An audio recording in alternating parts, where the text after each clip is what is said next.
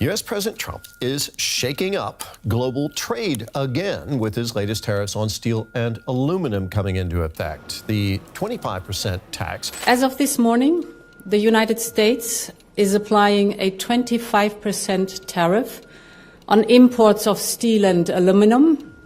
We deeply regret this measure. Also new this morning, the European Union is retaliating against the 25% American tariffs on steel and aluminum imports. The EU will impose countermeasures on $28 billion worth of U.S. goods. Economic tensions between Washington and Brussels are reaching new heights.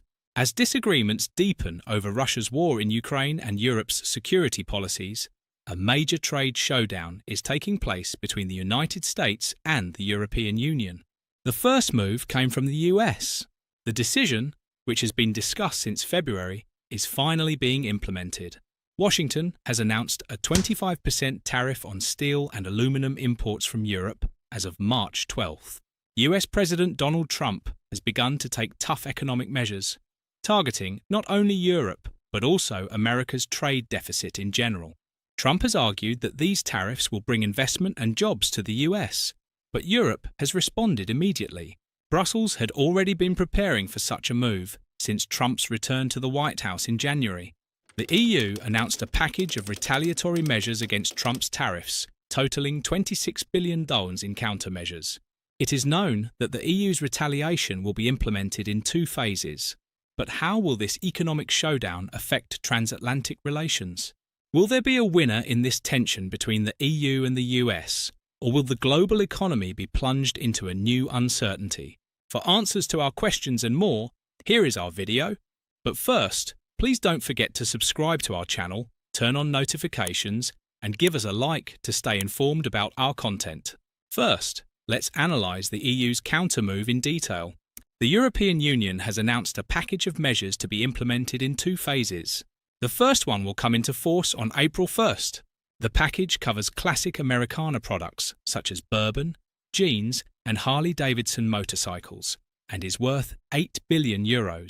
This is essentially a fallback measure from the first Trump era, when the US and the EU were involved in a similar trade dispute, and does not require the approval of EU member states, as trade is primarily the responsibility of the European Commission. Recall that in June 2018, the first Trump administration imposed tariffs on European steel and aluminum exports, targeting $6.4 billion of EU goods. In January 2020, additional tariffs were imposed on certain derivative steel and aluminum products, affecting EU exports of around 40 million. The EU responded with a targeted package of so-called rebalancing measures. In 2018, EU countermeasures were structured into 2 sets of measures, each affecting different product categories. Annex I would target $2.8 billion worth of US goods, while Annex II would target $3.6 billion worth of goods. A similar EU response followed the second set of US tariffs in 2020. Regarding the 2018 rebalancing measures, Annex I entered into force immediately in June 2018, while Annex II was scheduled to enter into force in June 2021. Prior to the scheduled implementation of Annex II, the EU suspended all measures until March 31, 2025. The 2020 EU rebalancing measures will also return on April 1. This will be the first time these rebalancing measures will be fully implemented.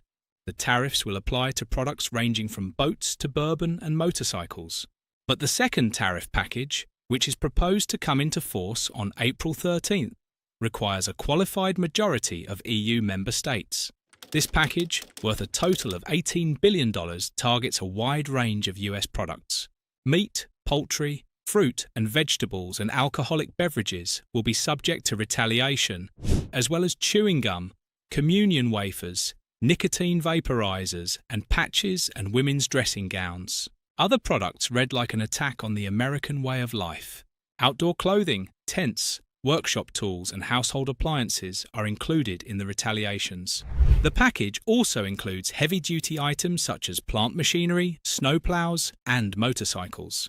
Such lists are often designed to cause economic distress in the home districts of Republican lawmakers who can persuade Trump to abandon the trade war.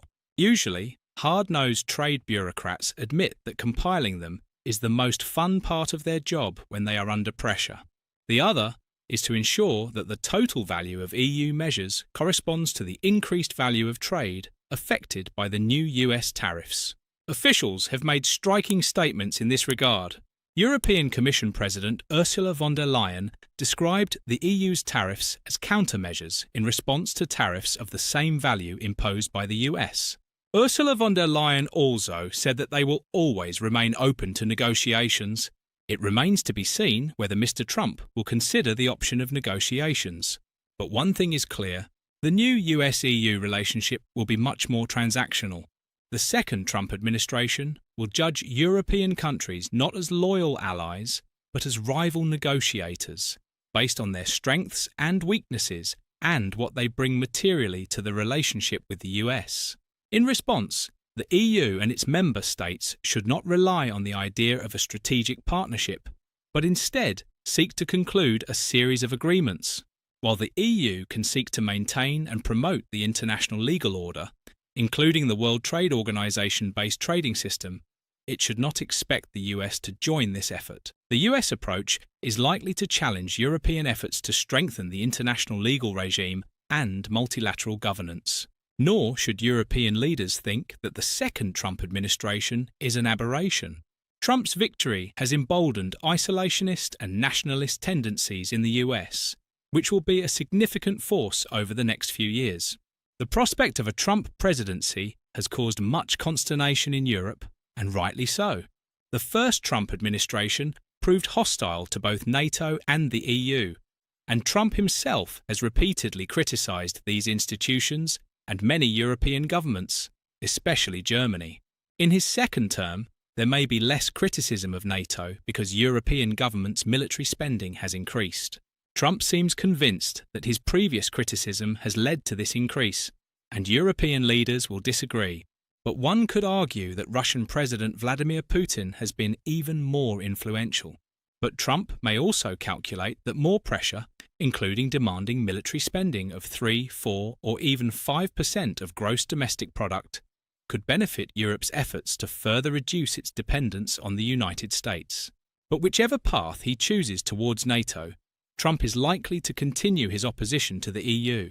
Trump has long believed that the EU was created to take advantage of the US, especially through trade. He is focused on trade in goods, where the EU has a significant trade surplus with the US, second only to the surplus held by China. But the EU's $202 billion imbalance in goods trade in 2023 is significantly offset by the US surplus in services trade, bringing the total to $125 billion. Trump made his position very clear during the election campaign, saying he would impose a 10% tariff on goods from Europe. But Trump's concerns about the EU are about much more than trade. His view is rooted in the view that the EU itself was created so that a smaller group of countries could take advantage of the United States. In this view, the EU has become a trading and regulatory power that is protectionist at its core, but refuses to take on the security and defence responsibilities that such a status entails. Trump was an active supporter of Brexit during his first term, and he and other officials repeatedly asked other EU member states when they would leave the Union. He also floated the idea of a bilateral US-German trade agreement. Before then, Chancellor Angela Merkel told him several times that this was impossible, and that only the EU could negotiate on trade. Every indication suggests that these long-held views will remain constant throughout the second Trump administration. European leaders should therefore expect not only criticism on defence and trade policies, but also a deliberate effort to drive EU member states apart and weaken the institution. Given Trump's transactional approach to foreign policy, it would be better to negotiate with a small group of divided countries than with one of the world's most powerful economic blocs. Moreover, Trump distinguishes between European countries and their leaders. He praised Hungarian President Viktor Orban as a great man and Italian Prime Minister Giorgia Meloni as a great woman. But he criticised Germany, So when the second Trump administration takes action, Europe finds itself in a difficult situation.